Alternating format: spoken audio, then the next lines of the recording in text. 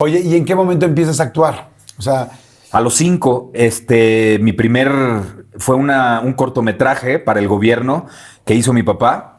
Imagínate, 1973, wow, no manches. 74, y era para generar conciencia del agua. Ve la fecha. Sí, no, Imagínate. Ya pasó y vean todo lo que Era hemos, un todo corto lo que hemos podido para hacer. el Infonavit, sí.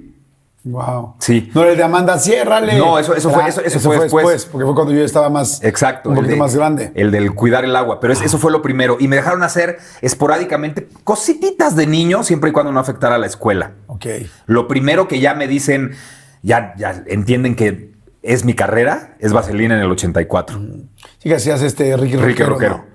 Bueno, yo fui a ver ese Vaselina y me volvía loco. Fui 4 veces, 5 veces. Hey, aquí les habla su locutor estrella, su mero petatero, Ricky Rockero. Y además me imagino en la época que tenían, pues estaban todos los Timbiriches, Pues todo. estábamos puros amigos, era increíble, pero eso sí, a diferencia de los demás, no quiero caer en particularidades. Mi papá me dijo, tú le faltas al respeto a esta pinche carrera y yo llego aquí sin avisarte y te veo echando desmadre en el escenario con todos estos cabrones y te saco a putos cabrón y no vuelves a actuar nunca. Ok. No, pues quedó claro el mensaje, ¿no? O sea. Entonces cuando me dicen, ¿y tú por qué eres tan profesional? Y tan disciplinado y tan dedicado. ¿Me ves un golpe? No. ¿Ves por qué mi cara está toda madre, cabrón? Y eso que boxeaba, güey. Estoy perfecto, ¿no? Sí, eso claro. Entonces, no quiero hablar de ellos. O sea, cada quien sabe qué hizo en esa puesta en escena, pero te castigaban sin salir a actuar si hacías algo en escena. Nunca tuve ese castigo. Ok, sí, no, yo he platicado con Ben. Por más que Marta Zabaleta insista, nunca me pudo chingar. Ok. Sí, porque he platicado con muchos. ¿Afuera? ¿Cómo, güey? Un día, cuando la estrenamos 6 de marzo del 84. Cuando vino el verano, hacíamos Vaselina de martes a domingo. Entonces, descansábamos los lunes como si fuéramos actores profesionales y mayores, ¿no? Entonces, antes de eso nos dieron una semana de vacaciones y el día que hicimos la última función antes de esa semana de vacaciones, agarramos las cocas y todo el mundo nos empezamos a bañar como si fuera champán. Y la pinche Paulina, en vez de hacerme así, me hizo así y me rompió. Y entonces me abrió, tuve que ir ya no se llama así, pero al hospital infantil. Me llevó la mamá de Eduardo Armendia a que me cosieran los dedos. No juegues. Sí, o sea, el desmadre afuera, sí, un día generalmente nos bañábamos ahí. El copete nos lo hacían entre laca, era una piedra. Ahí fue cuando se te fue el pelo. No, o sea, ahí tenía 14 y tenía un chingo. Por eso, pero imagínate tanta laca y tanto pinche spray. Y ni ahí se me fue, pero estaba tan duro que generalmente para podértelo suavizar te echabas primero talco para suavizar y luego te bañabas. Nos bañábamos ahí y entonces un día estábamos bañando varios, Tacapeto, Benny, Diego, Luis Enrique, y dijimos, ¿y si nadamos? Y tapamos las pinches coladeras y entonces el agua empezó a subir y la presión reventó la puerta y jodimos una parte de la escenografía de José el Soñador, pero el agua se empezó a filtrar a Suburbia, cabrón. Y entonces al día siguiente a Luis y a Julissa les llegó una cuenta del departamento de caballeros porque lo habíamos echado a perder. No sabes cómo nos fue, cabrón. Sí, claro. Pues pinches locos. Pues, ¿cómo nos iban a caer los televiteatros, güey? Si se filtraba, güey, el agua a Vips y a Suburbia. Por eso se cayeron en el terremoto. Claro. No estaban construidos con la mejor tecnología. No, definitivamente. Sí, no. Entonces, y luego con unos kamikazes como ustedes ahí encima. Mucho desmadre. Talibanes ahí. Mucho desmadre, pero... Sí, pero fue una época. Yo siempre fui disciplinado y nunca eché desmadre en escena. Oye, y hasta la fecha. Y si lo he hecho jugando con mi compañero o mi compañera actriz, el público nunca se da cuenta. Oye, ¿en qué nos pasa? Ajá. ¿Fue antes o después de este momento de Vaselina? Después. Un par de años después. ¿Qué nos pasa? Se estrena en el 86. Ok, porque yo enero del 86. Fue una locura impresionante. Sí. O sea, la vida en la casa, como familia, y la vida del actor que era el proveedor en esa casa, a partir de qué nos pasa, fue una locura. O sea, mi papá cuando salía a la calle era como si saliera Luis Miguel. No había gritos, pero así se la amontonaban. Sí, me acuerdo. Mi papá a Everardo Mora, su caracterizador, le pidió que le hiciera un yeso para el brazo, para no firmar autógrafos. O sea, él llegaba a los lugares enyesado. ¿Cómo? Claro, ¿En serio? Sí, en ese entonces. En ese entonces no existían o sea, nadie cargaba con cámaras de foto. Entonces así se libraba de que no se le amontonaran. Pero el cambio de vida fue un poquito antes, desde que hizo La Libélula. Él hace La Libélula a finales de los 70, Silvia Pinal, mi papá, y Carlos Bracho.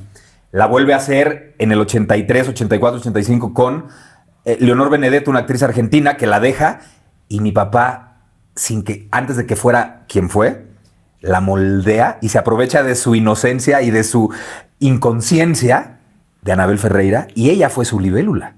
Wow. Ya de ahí vino el programa de Anabel. O sea, Anabel era como de la familia.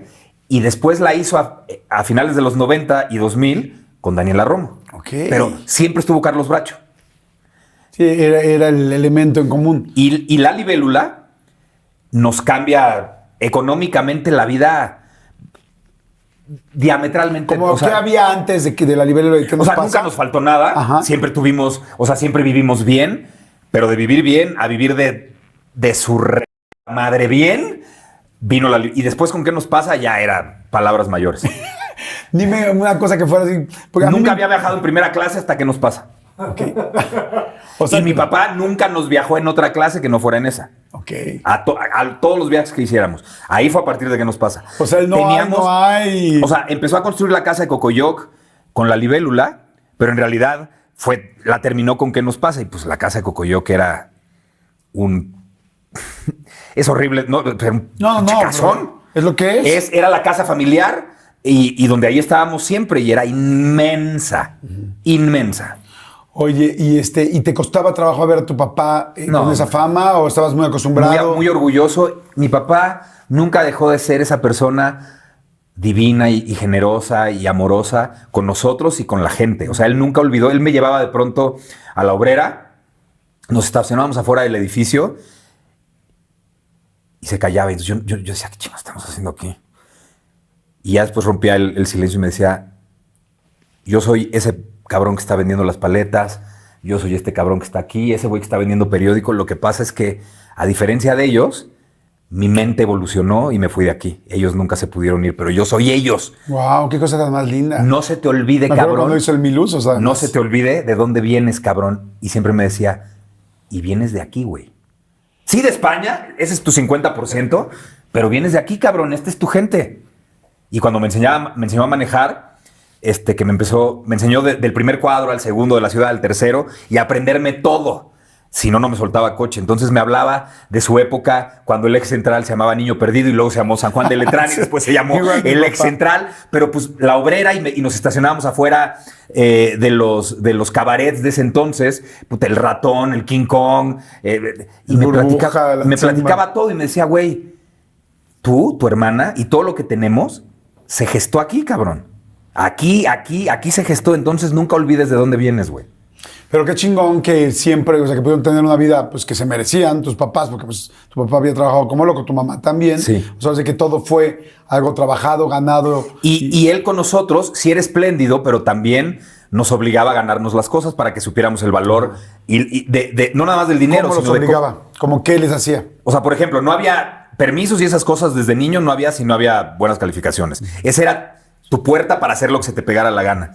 Pero ya más grande, ropa chingona, ¿no? Dinero para invitar a salir a las niñas, todo eso, pues te lo tenías que ganar.